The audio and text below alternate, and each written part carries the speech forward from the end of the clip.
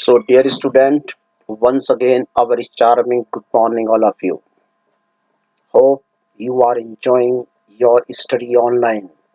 It's good, but don't but don't forget to complete your task in your notebook. Okay. So today I am going to teach you the another lesson that's name is the sound of music. This lesson is divided into two parts, part 1 and part 2. So, first of all, I am going to tell you about part 1.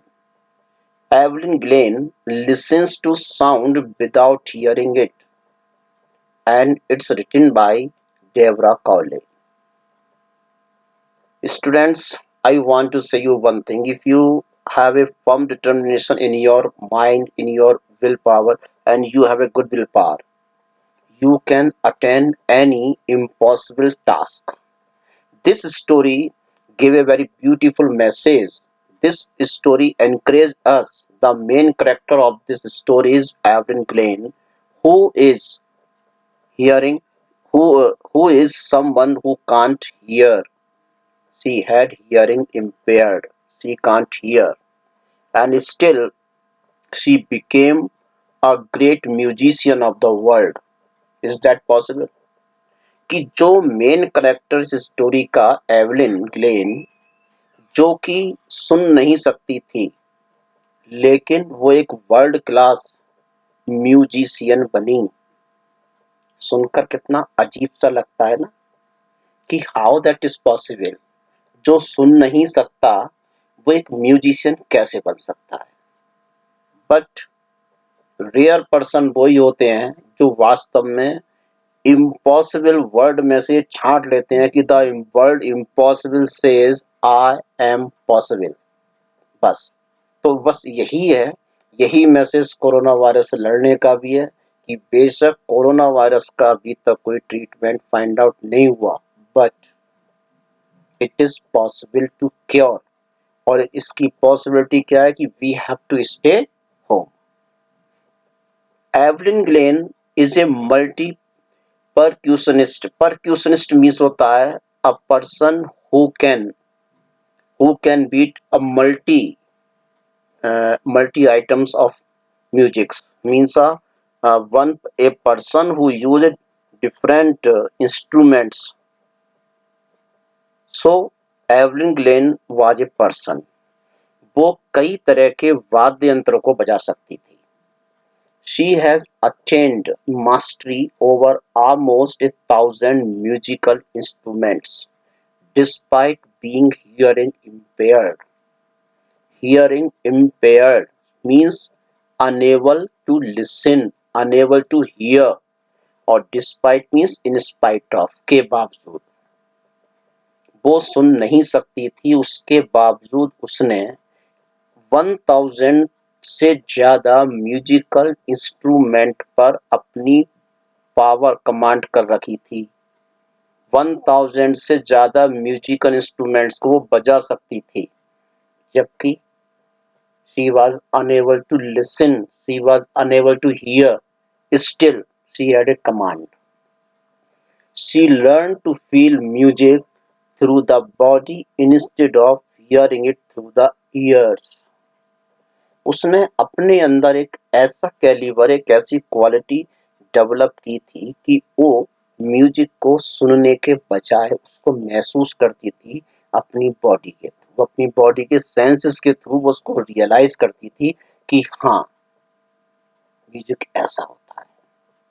सुनने में बड़ा अजीब सा लगता है कि ऐसा व्यक्ति आखिर म्यूजिक कैसे देता होगा जो सुन नहीं सकता, तो वो कैसे उसको, उसके जस्ट को कैसे फील करता होगा। बट यही कुछ होता है दुनिया में।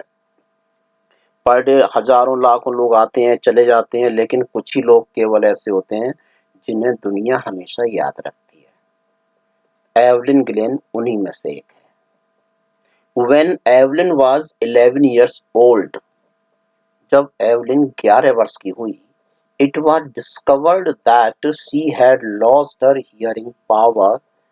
तब पता चला था कि उसके सुनने की जो क्षमता है वह समाप्त हो चुकी है। ड्यू टू नर्व डैमेज, उसकी जो नर्व थी वो डैमेज हो गई थी। तो जो स्नायु तंत्र की कमी के कारण, नर्वस सिस्टम की कमी के कारण उसका हियरिंग पावर समाप्त हो गई थी। इसलिए आप देखोगे साइंटिस्ट, मेडिकल साइंस हमेशा ये कहती है कि हम जो भी म्यूजिक सुने उसकी जो वाइब्रेट मोड है, साउंड है, उसको हमें कंट्रोल करना चाहिए। ज़्यादा तेज म्यूजिक सुनने से बहुत प्रॉब्लम होती है। इन द सेम वे आप देखें, घर पर भी देखेंगे तब भी नोटिस करेंगे कि अपने कानों में ईयरफोन लगाकर हम पूरे दिन म्यूजिक सुन रहे हैं या और प्रोग्राम वॉच कर रहे हैं, that is really worst thing. बहुत ही खतरनाक चीज होती है। वर्ल्ड साइंटिस्ट ने भी इस बात को प्रूव कर दिया कि ज्यादा देर तक इन चीजों के यूज करने से हियरिंग इम्पेयर्ड के केस बढ़ने लगते हैं। इसलिए प्रिकॉशन का फॉलो करना चाहिए। तो एवलिन जो थी 11 साल की एज में, जब वो हियरिंग इम्पेयर्ड हो गई थी due to her nerve damage, the specialist advised that she wear hearing ads.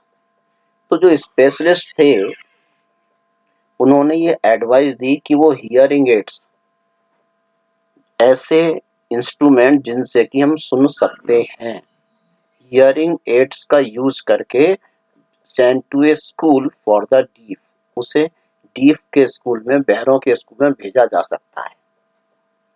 On the contrary, but इसके opposite, Evelyn was determined to lead a normal life. Evelyn ने निश्चय कर लिया था कि मुझे एक नॉर्मल लाइफ जीनी है। उसने निश्चय किया कि मैं बेशक मैं कैसी भी से, लेकिन मैं नॉर्मल स्कूल में ही पढ़ूंगी and follow her interest in music. और इन सब के कंट्रेरी उसका अपना जो इंटरेस्ट था वो म्यूजिक में बहुत ज्यादा था। The person who was unable to listen has developed a great interest in music, although she was discouraged by her teachers. यद्यपि, ऑल्दो मीन्स यद्यपि, यद्यपि उसे उसके टीचर्स ने डिस्करेज किया, उसको बार बार टोका, अरे तुम तो कर ही नहीं सकते, तुम्हारे बस की नहीं है, इस तरह से अक्सर टोंट होते ही। तो ये दुनिया में हमेशा हर एक के साथ होता है। ऐसे जो लोग होते हैं जिनके अंदर एक पैशन होता है ना अपने एम को पाने के लिए, ऐसे लोगों पर टोंट लोग बहुत करते हैं। अरे तेरे बस की तो है ही नहीं, अरे तू तो ये कर ही नहीं सकता। तो इस तरह से उसके टीचर्स ने उसको बहुत डिस्करेज किया, उसका मॉरल डाउन किया। हर पोटेंशियल, पोटेंशियल मीन्स कैपेसिटी, क्षमता, वाज नोटिस्ड बाय मास्टर परक्यूशनिस्ट। लेकिन जो उसकी कैपेसिटी थी, उसके अंदर जो क्वालिटी थी, उसको मास्टर परक्यूशनिस्ट जो थे, मास्टर परक्यूशनिस्ट रॉन फोर्ब्स, रोन फॉब्स ने उस बंदी के अंदर उस क्वालिटी को जज किया कि इसके अंदर एक पैशन है एंड शी कैन डू। उन्होंने उस चीज को नोटिस किया। रॉन फॉब्स जो थे वो भी मोर देन 1000 इंस्ट्रूमेंट्स को बजा सकते थे। He was the master of his own field. उसने उसके पोटेंशियल को नोटिस किया था। He guided Evelyn to feel music some other way than to hear it through her ears। उन्होंने एवलिन को ये गाइड किया, उसका मार्गदर्शन किया कि तुम म्यूजिक को सुनो मत, बल्कि इसे महसूस करो, इसे रियलाइज करना शुरू करो, तो इजीली कर सकते हो। This worked well for Evelyn and she realised that she could sense different sounds through different parts of her body. अब इसने बहुत अच्छा काम किया और एवलिन ने इस चीज को महसूस किया कि वास्तव में वो साउंड को अपने बॉडी के डिफरेंट पार्ट से डिफरेंट साउंड को सेंस कर सकती है, सुन सकती है। आप जानते होंगे कि एक ऐसा भी जीव है, एक ऐसा भी क्रिएचर है जो कि जिसके कान नहीं होते, लेकिन फिर भी वो सुनता है, बिना कान वाला भी सुन सकता है। तो नेचर ने तो एक से एक कीड थिंग्स इस इस सृष्टि में दी है। I am just talking about snake. Snake can't hear because of lack of ears. Ears नहीं होते स्नेक के, लेकिन स्टिल ही कैन, तब भी वो सुन लेता है। किस चीज से वो महसूस करता है? जो वाइब्रेशन होता है, उस वाइब्रेट को महसूस करता है, उसकी बॉडी से महसूस करता है। उसके अकॉर्डिंग तो same things were developed by Evelyn. तो एवलिन ने अपने अंदर उन चीजों को किया कि अपनी बॉडी के डिफरेंट पार्ट से वो म्यूजिक को रियलाइज कर सकती थी। है ना अमेजिंग? सुनने में कितना अजीब सा लगता है कि क्या दुनिया में ये भी संभव है। और बहुत से स्टूडेंट क्या कहते हैं, मैथ मुझसे नहीं होगा, मैथमेटिक्स बहुत ही टफ है, मैं नहीं कर सकता। क्यों भाई? जब एक जब एक बहरी लड़की है, डीफ लड़की है, अगर वो म्यूजिक में मास्टरी कर सकती है तो why can't you? Nothing is impossible in this world. बार बार मैं एक ही बात कहता हूँ, लाइफ में टारगेट लेना बहुत इजी है, बड़े बड़े सपनों को देखना बहुत इजी है, बट उन ड्रीम्स को फुलफिल करना, उसके लिए जो स्ट्रेटजी बनानी होती है, दैट इज वेरी टिपिकल। क्यों? क्योंकि जब हम अपने उस ड्रीम को फुलफिल करने के लिए लगते हैं तो हम सही मायने में ऑर्डिनरी से तुरंत एक्स्ट्रा ऑर्डिनरी की लाइन में आ जाते हैं। और being extraordinary, we have to work harder, not hard, you have to work harder, because अब आपका जो कंपटीशन है वो आपके लेवल से कई गुना ज्यादा जो बच्चे होते हैं उनके साथ कंपटीशन शुरू होता है। इसलिए अपने उस एम को पाने के लिए कंटिन्यूअसली आपको वर्क करना होता है, तब ये अचीवमेंट कर सकते हैं। Otherwise Rome was not built in a day, ये फैक्ट है। तो एवलिन ने इसी चीज के लिए डेवलप किया था। Once she had overcome this hurdle, hurdle means interruption, interruption means रुकावट। एक दिन उसने अपने उस हर्डल पर भी ओवरकम, विनिंग, विक्ट्री, उसने अपने हर्डल पर भी विजय प्राप्त की। Evelyn began her career in music, उसने म्यूजिक में अपना कैरियर शुरू किया। व्हाट ए मिरेकल है या नहीं है कि the person who was unable to listen started her career in the field, कि जहां वो बिना सुने चीजों को दूसरे के सामने रखना। कितना मिरेकल था। लेकिन जो लोग चैलेंज को लेते हैं ना, वो कुछ ना कुछ तो अलग कर ही देते हैं। तो ऐसे हुआ, she got admission in the royal academy of music. उसने लंदन में जो बहुत ही प्रेस्टिजियस स्कूल है, the royal academy of music, उसने वहां पर एडमिशन लिया and scored the highest marks in the history of the academy. और सबसे बड़ा ताज्जुब कि एकेडमी के जो इतिहास था उसमें सबसे ज्यादा मार्क्स उस बच्ची ने स्कोर किए। ये अपने आप में उस एकेडमी का एक रिकॉर्ड था।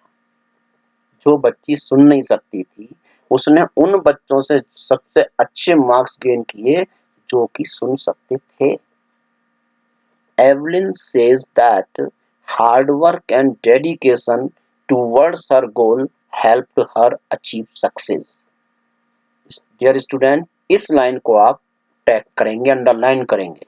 ये आपकी टैग लाइन बननी चाहिए, आपकी लाइफ लाइन बननी चाहिए ये, कि एवलिन ने ऐसा कहा। क्या कहा उसने? Hard work and dedication. एक तो हमारी मेहनत, और उस मेहनत के साथ हमारा क्या चाहिए होता है? डेडिकेशन।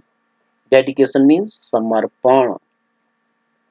टुवर्ड्स हर गोल, अपने लक्ष्य के लिए, गोल मीन्स एम, टारगेट, अपने लक्ष्य के प्रति समर्पण। Helped her achieve, achieve means to gain success. बस सफलता पाने के लिए उसने मूल मंत्र केवल एक ही पकड़ा था, कठिन परिश्रम और डेडिकेशन, उसका समर्पण। आप ये ध्यान रख लो, स्टूडेंट लाइफ में केवल दो ही चैलेंज होते हैं। नंबर एक, आपको नींद बहुत सताएगी। नंबर दो, आपको लेजीनेस बहुत रहेगी। अंदर एक बात मन में होगी, आज की जगह ये काम कल कर लूंगा, थोड़ी देर और सो लेता हूँ। लेकिन ये ध्यान रखना, ये एक सक्सेसफुल पर्सन की लाइफ के सबसे बड़े हर्डल्स हैं ये। और स्टूडेंट लाइफ में सबसे बड़ा एग्जाम आपको यही देना पड़ता है। बस ये 9th क्लास में आप हैं, 9 से 12 तक के जो 4 इयर्स आपके पास हैं, ये आपका कैरियर है, आपकी लाइफ लाइन है। इसलिए be serious and be sincere towards your goal. तो don't forget this tag line of Evelyn, hard work and dedication towards goal helped achieving success. Evelyn gives solo performances and even gives free concerts for hospitals and schools. Evelyn हमेशा solo performance देती है, अकेली stage पर जाकर performance देती है।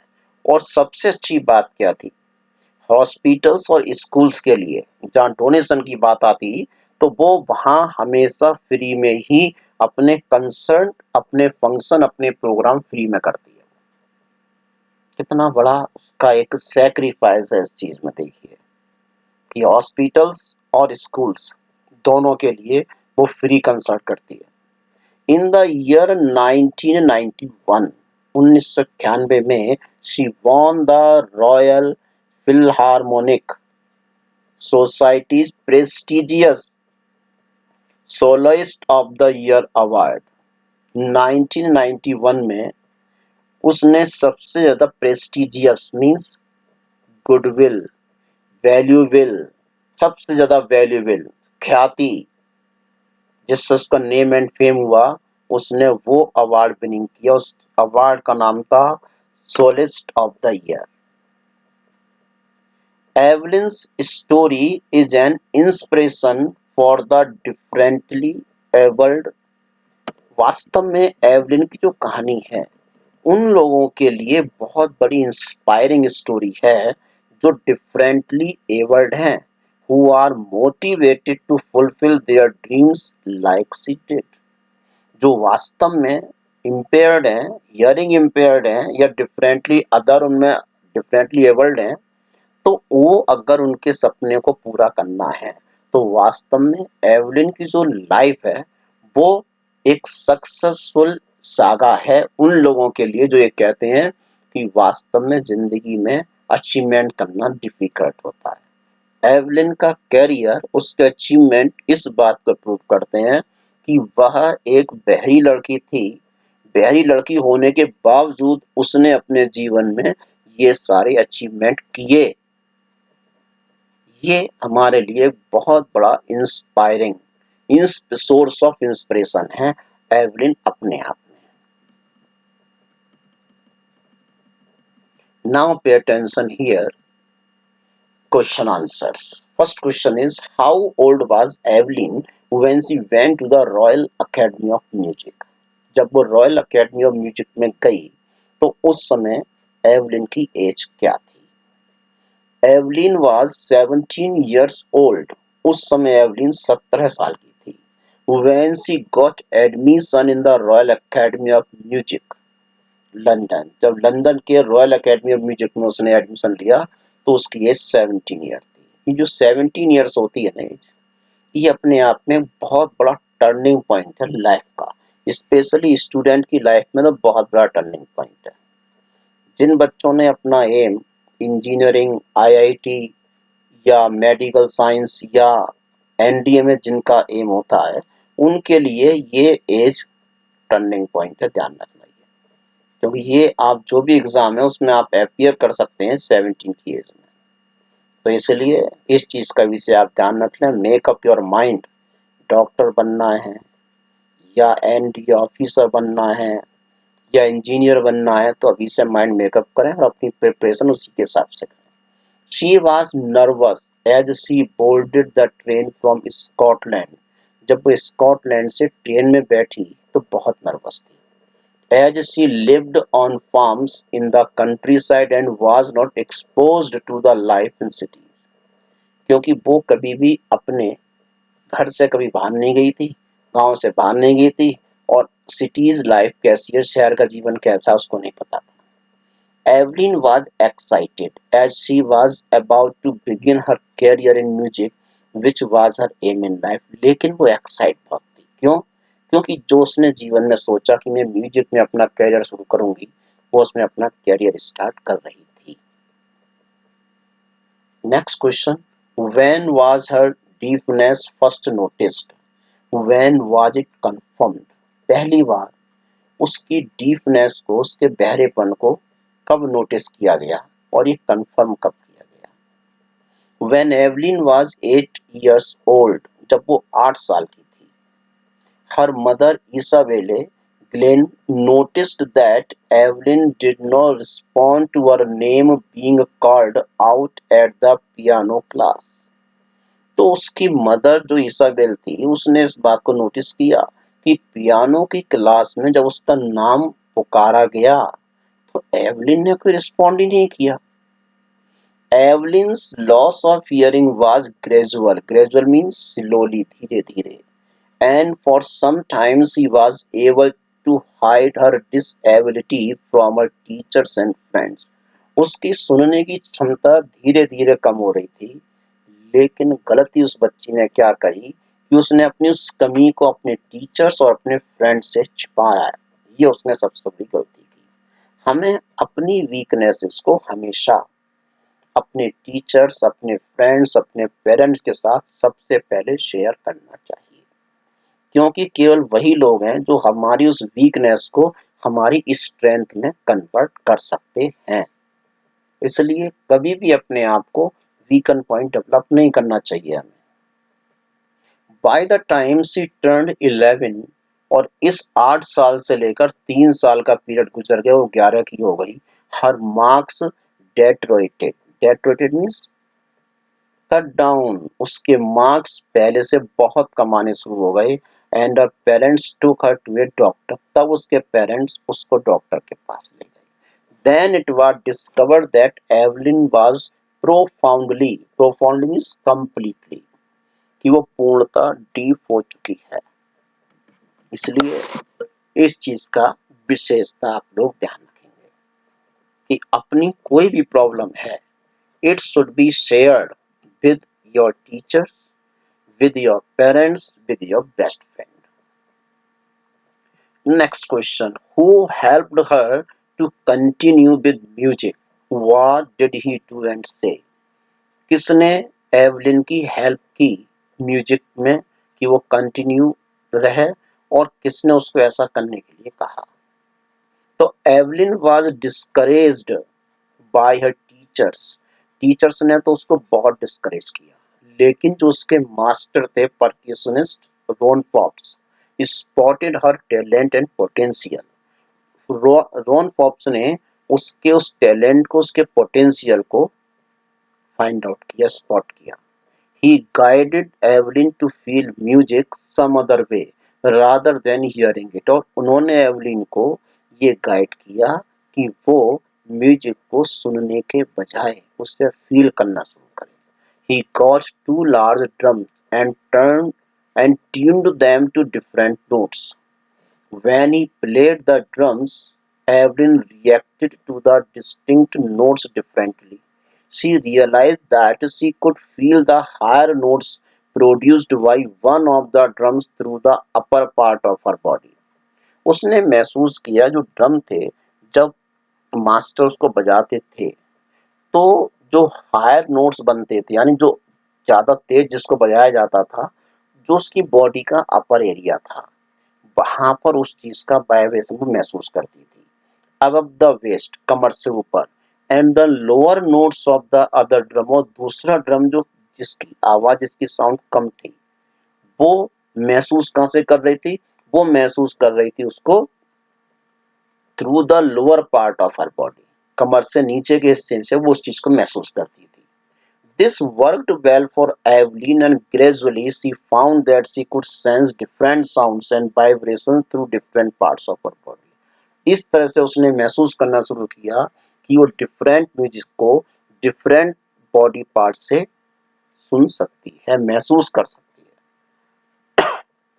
Name the various places and causes for which Evelyn performs. किस किस प्लेस पर जाकर उसने एवलिन ने परफॉर्म किया. Evelyn made her first tour at the age of 16 when she performed with a youth orchestra. She toured the United Kingdom, and after that tour she decided that she would make a career in music. She has made her name in the field of music. Evelyn is a popular musician with a busy international schedule. Apart from the regular concerts, she also does charity and performs for hospitals and prisons. Evelyn also holds classes for young musicians. तो 16 year की थी जब उसने पहली बार performance दी थी, और उसका जो पहला टूर था वो यूनाइटेड किंगडम किंगडम था, वहाँ वो गई थी. उसके बाद धीरे धीरे करके उसने अपना म्यूजिक की फील्ड में अपना नेम एंड फेम किया, और फिर जो है वो आज की डेट में वो बहुत ही पॉपुलर म्यूजिशियन के साथ बिजी रहती है, इंटरनेशनल शेड्यूल उसका होता है. उसके बावजूद वो हॉस्पिटल्स, प्रिजन्स और स्कूल्स में हमेशा फ्री चैरिटी प्रोग्राम देती है अपने. And next question and last question of this part is, how does Evelyn hear music? Evelyn Glenning was passionate about music, but unfortunately, she lost her senses of hearing by the age of 11. She wanted to learn playing the xylophone, but was discouraged by her teachers. तो जब 11 year जब वो she was at the age of 11, उसका जो hearing power थी वो खत्म हो गई थी, लेकिन उसके अंदर एक पैशन था म्यूजिक के लिए. वो वास्तव में जाइलोफोन को बजाना सीखना चाहती थी, लेकिन उसके टीचर्स ने उसको डिस्करेज किया. दे opined that as she could not hear, she could not learn music. उन्होंने उसको सलाह दी. क्या सलाह दी? कि तुम सुन नहीं सकती हो, इसलिए तुम्हें म्यूजिक नहीं सीखना चाहिए. Master Ron Forbes spotted Evelyn's potential. He guided her to feel music some other way than to hear it through her ears. He trained her by tuning two large drums to different notes. Evelyn realized that she could sense different sounds and vibrations through different parts of her body. She could feel the higher notes produced by one of the drums through the upper part of her body, above the waist, and the lower notes of the other drum through the lower part of her body, below the waist. This experiment worked well for Evelyn, and she responded to the finer sounds of music too. तो dear student, ये जो question का आपका answer है, अभी ऊपर जो answer आपको बताया गया था, it is same to same. So I suppose there is no need to explain this answer again, and I am sure that over the explanation of the answers and questions as well, you are capable to understand everything. But it's my suggestion, if you want to get this lesson 100%, please read part 1 by heart. Okay? आपको lesson जरूर पढ़ना चाहिए, और उस lesson में जो भी आपको न्यू वर्ड्स, जो वोकैब्स आपको मिल रही है, उसको अंडरलाइन करके नोटबुक में नोट करना चाहिए, तभी आप कर पाओगे. लेकिन डोंट फॉरगेट कि वास्तव में लाइफ में कुछ ऐसे लोग मिलते हैं जो हमारी लाइफ के लिए टर्निंग पॉइंट बनते हैं, जो हमारे रोल मॉडल बन जाते हैं. तो एवलिन ग्लेनिंग को भी हम एक इसी चीज में रख सकते हैं कि वास्तव में कि हम कोई भी टास्क अपना जीवन में ले सकते हैं और उसे अचीव कर सकते हैं, बशर्ते हार्ड वर्क एंड डिटर्मिनेशन हमारे पास होगा तो. So I think it is sufficient for today, and tomorrow I will complete part 2. Have a nice day ahead.